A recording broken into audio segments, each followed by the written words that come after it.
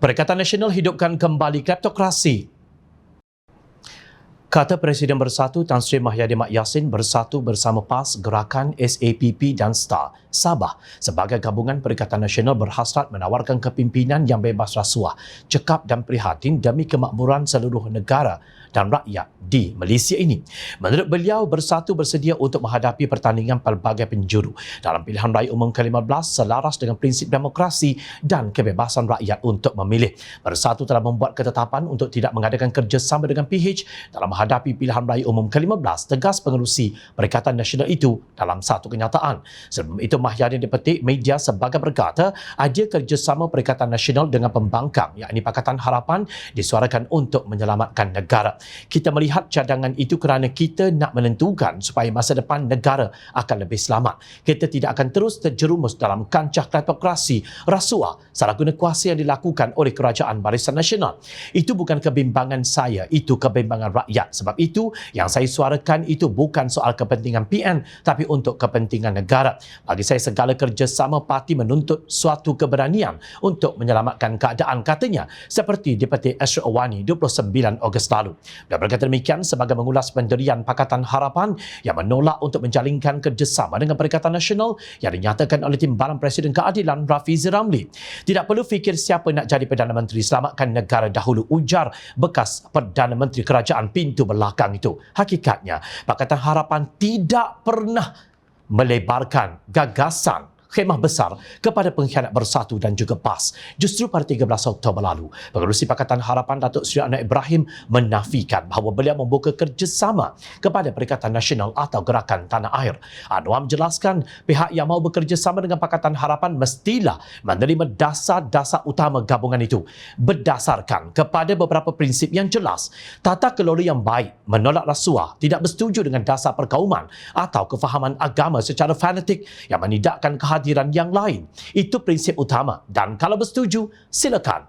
Ini bukan milik monopoli mana-mana parti, tegas Anwar. Kelakarnya, Perikatan Nasional berretorik mahu menyelamatkan Malaysia daripada kleptokrasi. Sedangkan merekalah yang menghidupkannya selepas langkah syaratan pada hujung Februari 2020 lalu setelah bersekongkol dengan UMNO dan juga BN. Pengarah Komunikasi Amanah Khalid Abdul Samad berkata Pakatan Harapan mencuba untuk membersihkan negara ini daripada cengkaman kleptokrasi setelah memenangi pilihan raya umum ke-14 Mei 2018. PAS sebahagian daripada yang menyokong pengkhianatan itu dengan bangganya menyatakan kerajaan yang ditubuh kerajaan tebuk atap tempelaknya. Beliau berkata demikian dalam program Bicara Khalid Samad siri 167 menolak kleptokrat. Perjuangan belum selesai di Jom Channel 12 Oktober lalu.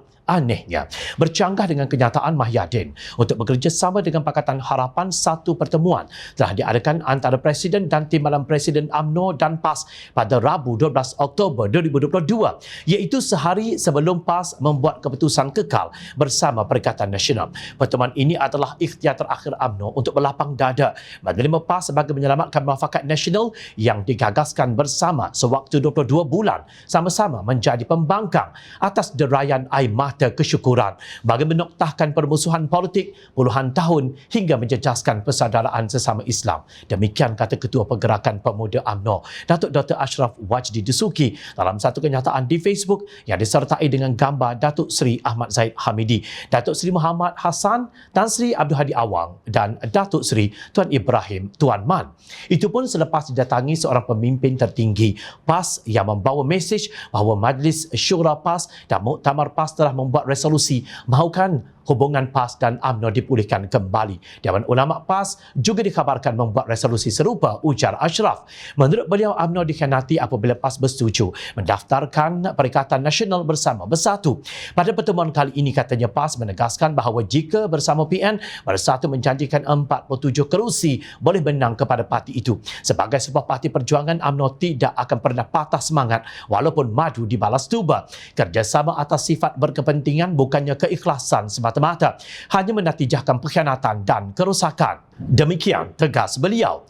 Memang benar, politik itu seni yang serba mungkin. Tetapi politik juga ada prinsip. Serba mungkin itu tidak bermaksud pengkhianatan, penipuan dan berkompromi dengan kleptokrasi dihalalkan. Jika semua strategi dibolehkan akan jadikan ketidakstabilan politik seperti mana yang berlaku selama hampir 3 tahun ditadbir oleh kerajaan BNPN yang gagal kerana prinsip sudah dibangkul sampahkan. Sebaliknya, saban hari rakyat ditipu dengan sentimen perkauman dan naratif Melayu Islam. Jom Channel ingin mengingatkan kepada pemimpin yang sanggup menipu demi kuasa. Sebuah hadis yang mengandungi amaran daripada Rasulullah sallallahu alaihi wasallam yang bermaksud dari Maqil bin Yasar Al-Muzani, sesungguhnya aku mendengar Rasulullah sallallahu alaihi wasallam bersabda, barang siapa yang diberi beban oleh Allah untuk memimpin rakyatnya lalu mati dalam keadaan menipu rakyat, nescaya Allah mengharamkan syurga ke atasnya. Hadis riwayat Muslim.